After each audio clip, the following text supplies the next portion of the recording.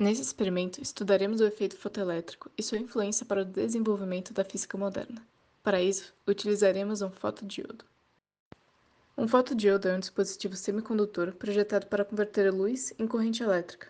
Ele é construído por uma interface de dois tipos de materiais diferentes, um de carga positiva, o cátodo, e um de carga negativa, o ânodo. Quando a luz incide sobre o fotodiodo, os fótons interagem com os elétrons no material do semicondutor, gerando pares de elétrons e lacunas, ou seja, deficiências de elétrons. Os elétrons gerados se movem em direção ao eletrodo positivo, enquanto as lacunas se dirigem ao eletrodo negativo, criando assim uma corrente elétrica. Esse efeito, chamado de efeito fotoelétrico, desempenhou um papel crucial na compreensão da natureza da luz e foi um marco no desenvolvimento da física moderna. A observação desse efeito fez com que a teoria do fóton fosse criada, ou seja, o comportamento da luz como partícula.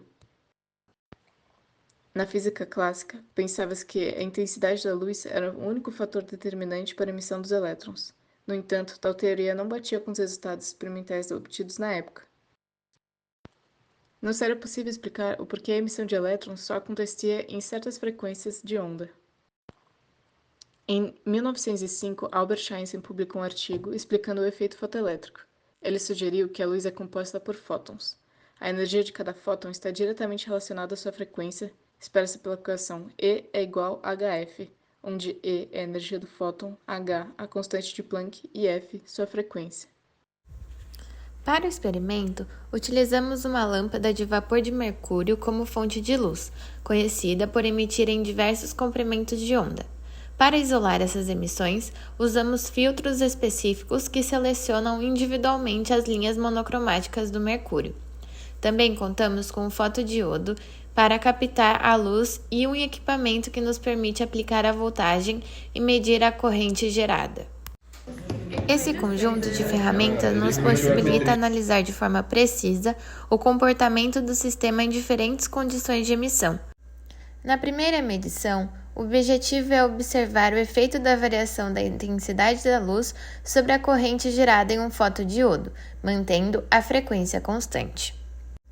Para iniciar, colocamos uma capa com uma abertura de 2 mm de diâmetro, juntamente com um filtro de 436 nanômetros, que irá selecionar a linha de emissão específica da lâmpada de mercúrio.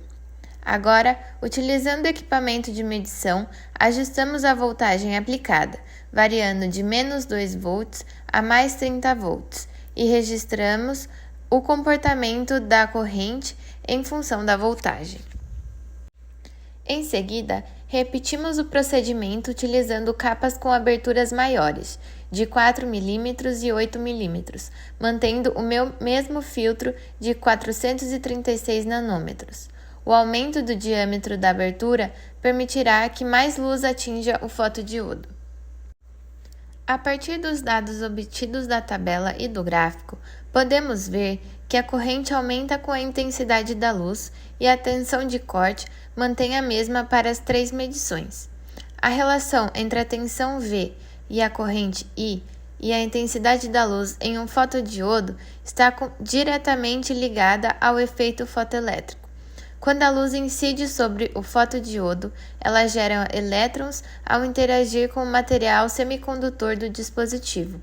A quantidade de elétrons liberados e, consequentemente, a corrente gerada é proporcional à intensidade da luz que incide sobre o fotodiodo. Isso significa que quanto maior a intensidade da luz, mais elétrons são liberados e maior será a corrente gerada, assumindo que a frequência da luz permaneça constante. Em baixas tensões, a corrente aumenta lentamente conforme a tensão aplicada cresce, pois o campo elétrico não é forte o suficiente para coletar todos os elétrons gerados pela luz. Neste regime, a corrente é influenciada tanto pela intensidade da luz quanto pela tensão aplicada. Em tensões intermediárias, a corrente atinge um patamar onde se estabiliza, pois a maioria dos elétrons gerados pela luz já está sendo coletada pelo campo elétrico. Neste ponto, a corrente é principalmente proporcional à intensidade da luz, e a variação da tensão tem pouco efeito.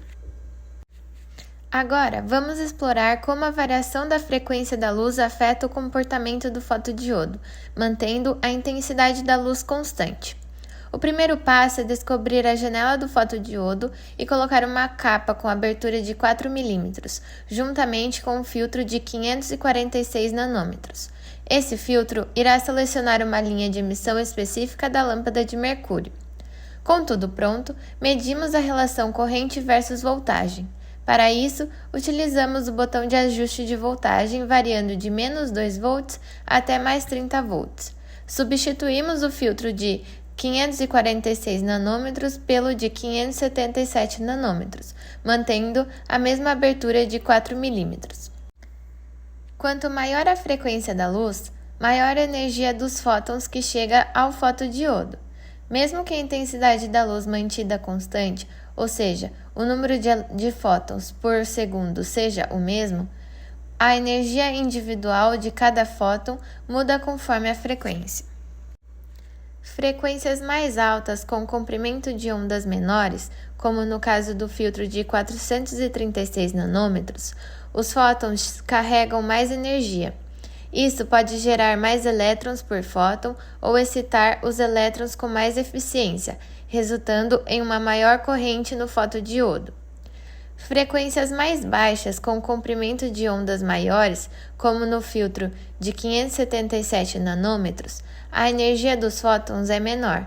Neste caso, o processo de liberação dos elétrons no fotodiodo pode ser menos eficiente, gerando uma corrente mais baixa, mesmo que o número de fótons seja o mesmo.